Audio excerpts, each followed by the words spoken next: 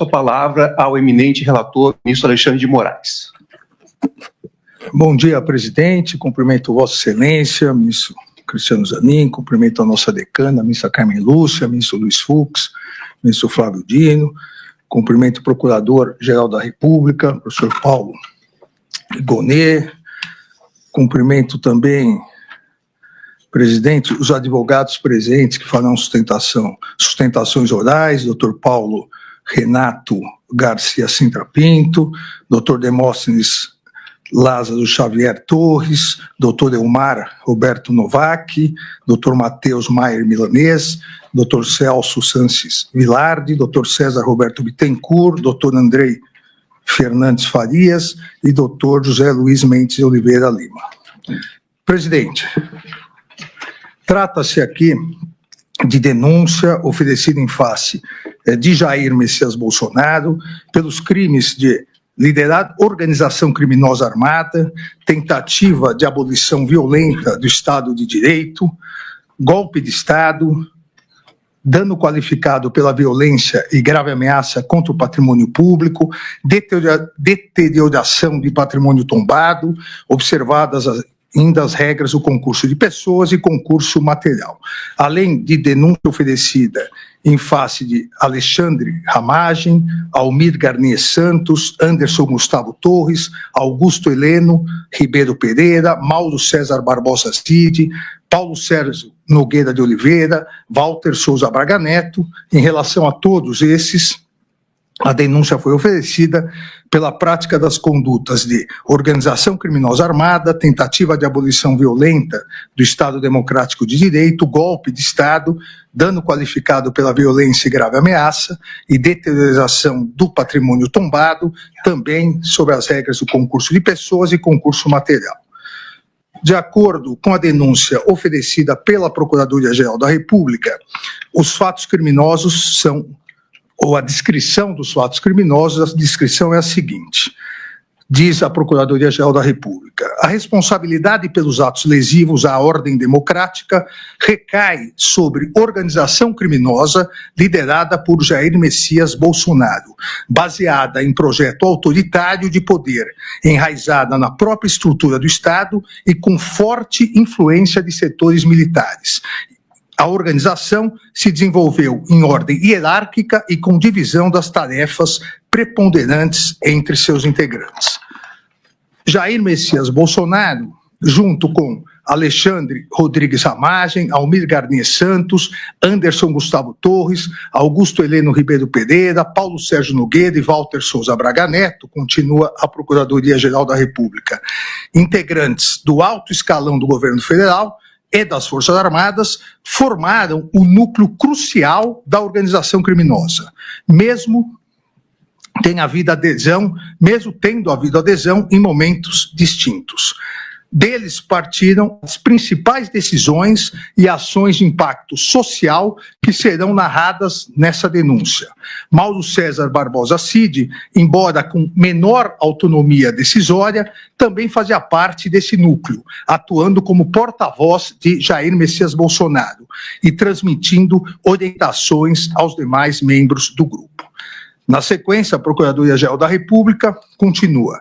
A natureza estável e permanente da organização criminosa é evidente em sua ação progressiva e coordenada que se iniciou em julho de 2021 e se estendeu até janeiro de 2023. As práticas da organização caracterizaram-se por uma série de atos dolosos ordenadas a abolição do Estado Democrático de Direito e a deposição do governo legitimamente eleito. A ação coordenada foi a estratégia adotada pelo grupo para perpetrar crimes contra as instituições democráticas, os quais não seriam viáveis por meio de um único ato violento.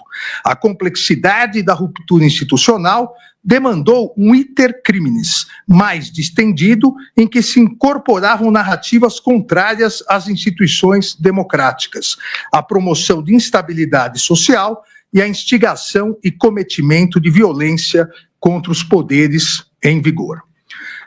A consumação do crime do artigo 359-M do Código Penal, tentar depor por meio de violência ou grave ameaça, o governo legitimamente constituído ocorreu por meio de sequência de atos que visavam romper a normalidade do processo sucessório.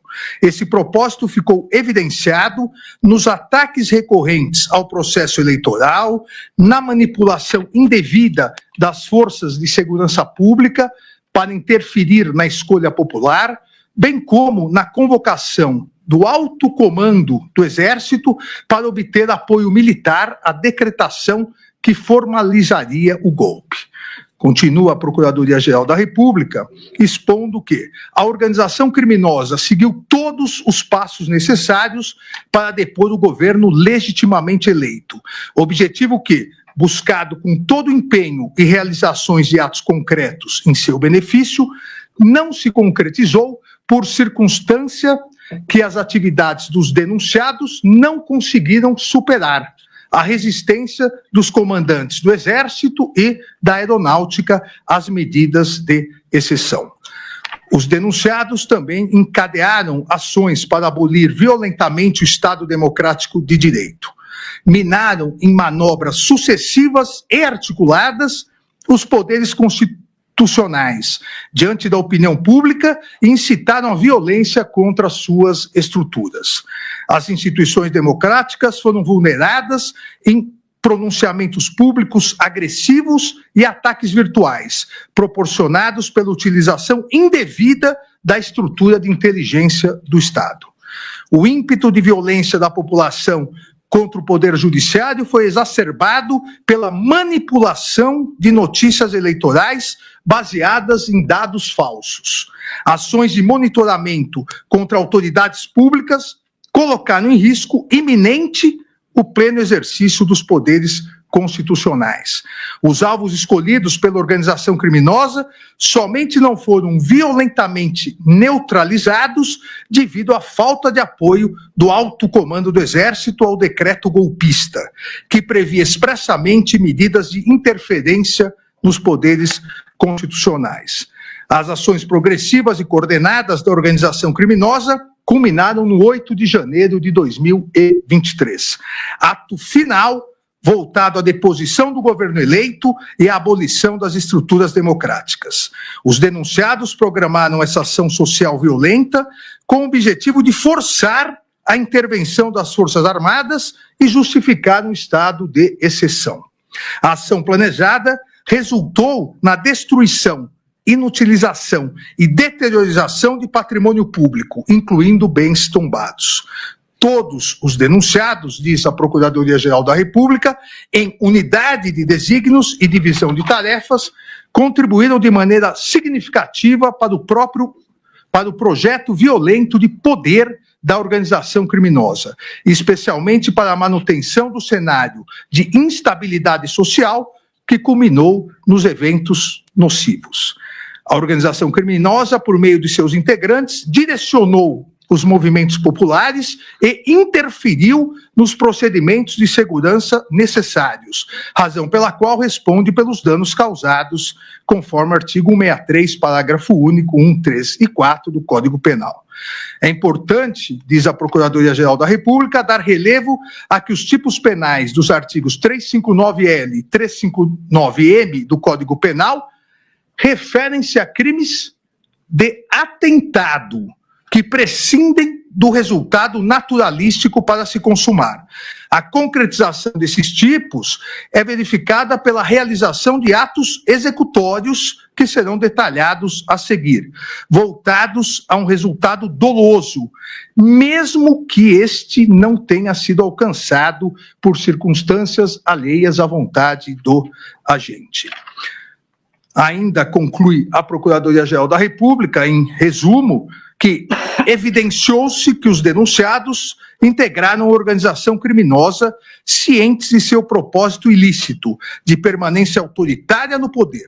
Em unidade de desígnios, dividiram-se em tarefas e atuaram de forma relevante para obter a ruptura violenta à ordem democrática e a deposição do governo legitimamente eleito, dando causa ainda aos eventos criminosos de 8 de janeiro de 2023, na Praça dos três poderes. A partir disso, a Procuradoria-Geral da República denunciou pelos crimes já descritos anteriormente no relatório. Ainda, presidente, na cota de oferecimento da denúncia, em 18 de fevereiro de 2025, há pedidos da Procuradoria, inclusive a concessão de acesso a todas as defesas de todas as provas utilizadas na denúncia, inclusive a colaboração premiada. Em 19 de 2 de 2025, determinei a notificação dos denunciados com cópias da denúncia da íntegra da colaboração premiada, uma vez que, mesmo a lei autorizando o sigilo da colaboração premiada até o momento do recebimento da denúncia, entendi por bem abrir o sigilo da colaboração premiada antes desse momento, para que todas as defesas pudessem, como fizeram, impugnar eventuais questões em relação à colaboração premiada.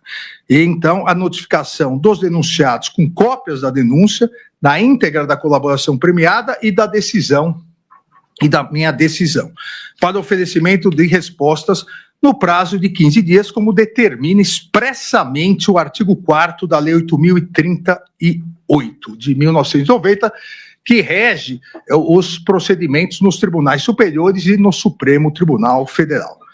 Assim como já me adiantei, determinei o levantamento do sigilo da petição 11.767, no qual foi homologado o acordo de colaboração premiada, firmado entre a Polícia Federal e Mauro César Barbosa Cid. Na mesma data, ainda deferi o pedido da Procuradoria-Geral da República e autorizei a todas as defesas o amplo acesso aos elementos de prova já documentados nas PETs 11.108, 11.552, 11.781, 12.159, 12.732, para pleno conhecimento das investigações relacionadas a todos os denunciados. Determinei ainda que a Secretaria Judiciária disponibilizasse as referidas mídias e gravações no acompanhamento processual, da mesma maneira que foram disponibilizados todos os documentos. Todos os denunciados foram devidamente notificados, apresentaram suas defesas prévias. Em resumo, as principais teses apresentadas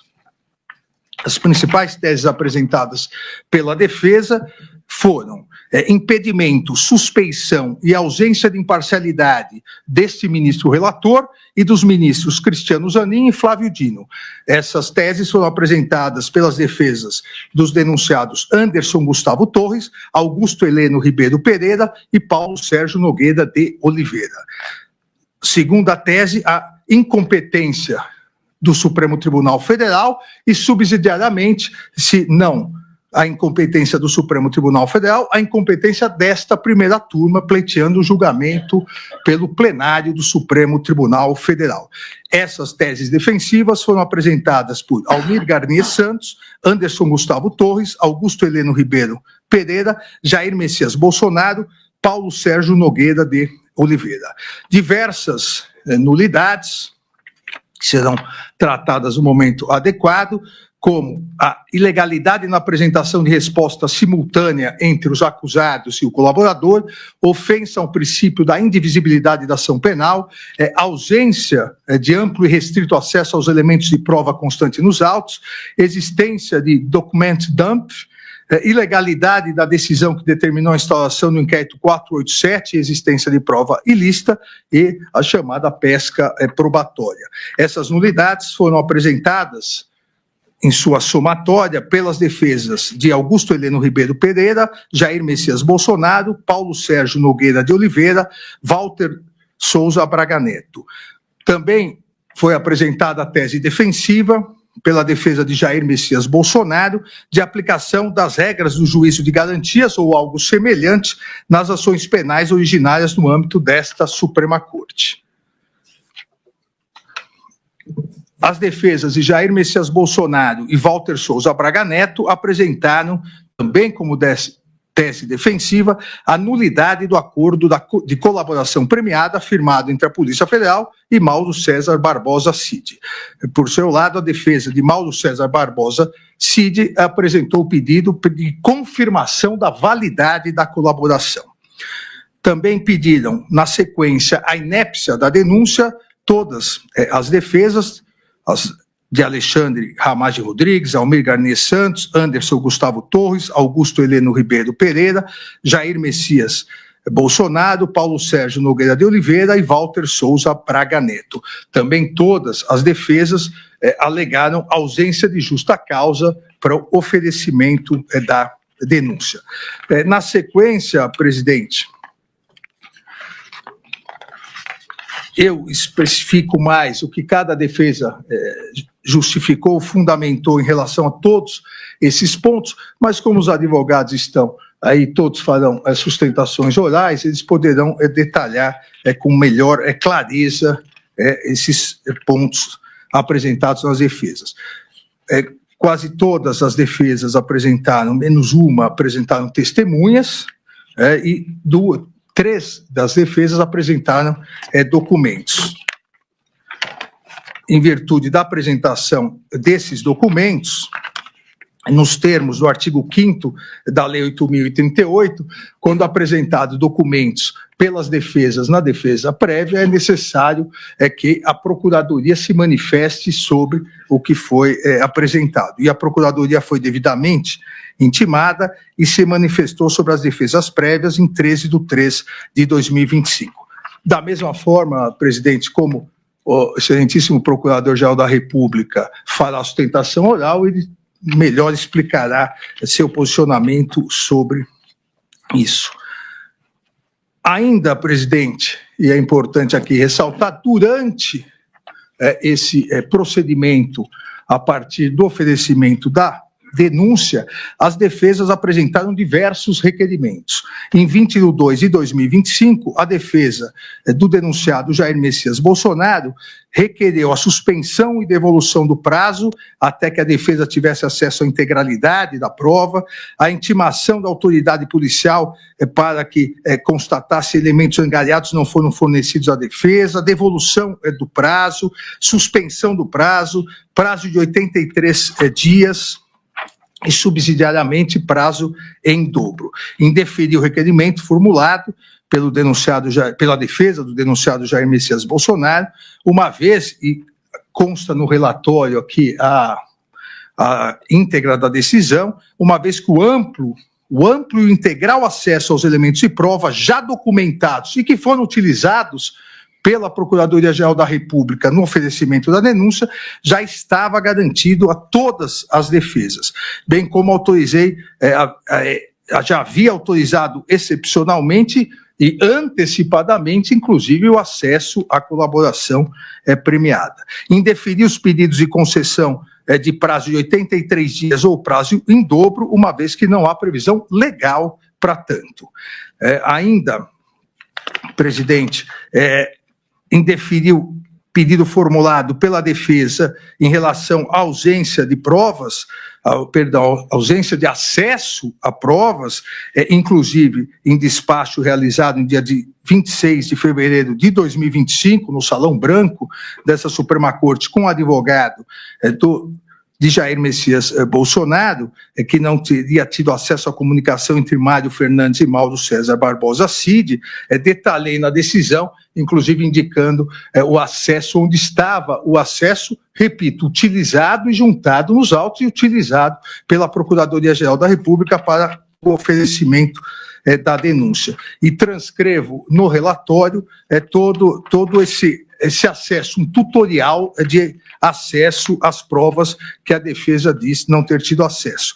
Da mesma forma, em 25/2/2025, a defesa de Walter Souza Braga Neto fez os mesmos requerimentos, tanto em relação a um suposto a inexistência de um suposto não acesso, não acessibilidade às provas, quanto de uma devolução do prazo ou prazo em dobro. Da mesma forma que os mesmos fundamentos em deferir, consta no relatório detalhadamente as questões de indeferimento, que deixarei de ler, presidente, uma vez que essa é uma das teses defensivas e, no momento adequado na votação, eu detalharei mais especificamente. As defesas de Jair Messias Bolsonaro e Walter Souza Braga Neto interpuseram agravo regimental contra as decisões de indeferimento, abrir vista aos autos para a Procuradoria-Geral da República, mas vamos decidir hoje essas questões. Em conclusão, presidente, em 13/3/2025, após a apresentação das respostas pelas defesas dos acusados, assim como a manifestação da Procuradoria-Geral da República, solicitei, nos termos do artigo 234 do Regimento Interno do Supremo Tribunal Federal, a Vossa Excelência, dia para julgamento presencial para deliberação sobre a denúncia oferecida pelo Procurador-Geral da República em face do denominado Núcleo 1, o núcleo da organização criminosa que, baseado em projeto autoritário, enraizada na estrutura do Estado e com forte influência de setores militares, com divisão de tarefas e com uma série de atos dolosos, visou a abolição do Estado democrático de direito e a deposição do governo legitimamente eleito. A denúncia oferecida em face de Alexandre Ramagem, Almir Garnier Santos, Anderson Gustavo Torres, Augusto Heleno Ribeiro, Jair Messias Bolsonaro, Mauro César Barbosa Cid, Paulo Sérgio Nogueira de Oliveira e Walter Souza Braga Neto. A presidência da primeira turma agendou as sessões extraordinárias